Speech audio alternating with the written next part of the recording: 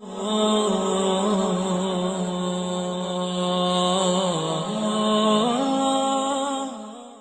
سے گزارش ہے کہ حدیثوں کو مکمل سنیے گا، کیونکہ یہ نیک کام آپ کے ساتھ آپ کی قبر میں جائے گا۔ ہم 2 یا 3 گھنٹے کی مووی دیکھ سکتے ہیں، کیا ہم صرف 10 منٹ اپنے اللہ اور نبی صلی اللہ علیہ وسلم کو نہیں دے سکتے؟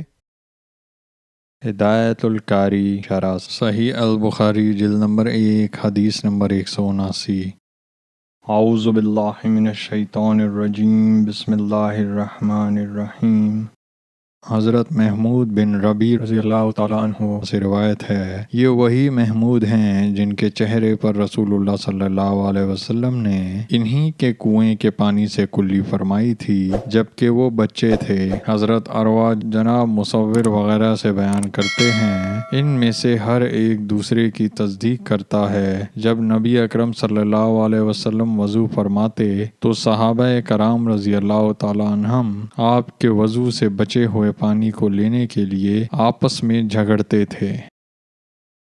ہدایت القاری شرح صحیح البخاری جلد نمبر 1 حدیث نمبر 190۔ اعوذ باللہ من الشیطان الرجیم، بسم اللہ الرحمن الرحیم۔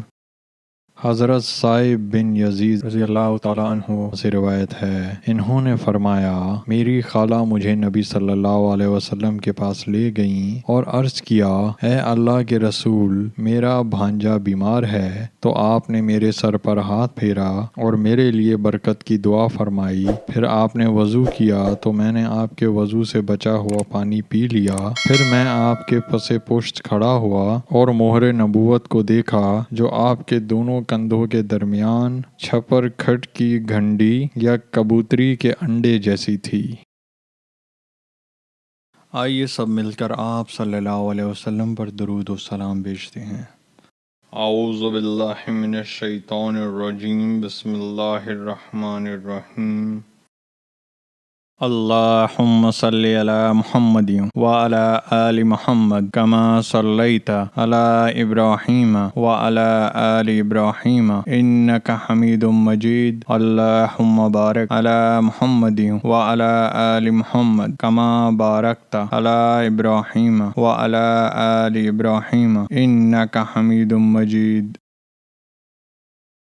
آئیے سب مل کر اللہ کی تعریف کرتے ہیں۔ سبحان اللہ والحمد للہ ولا الہ الا اللہ واللہ اکبر۔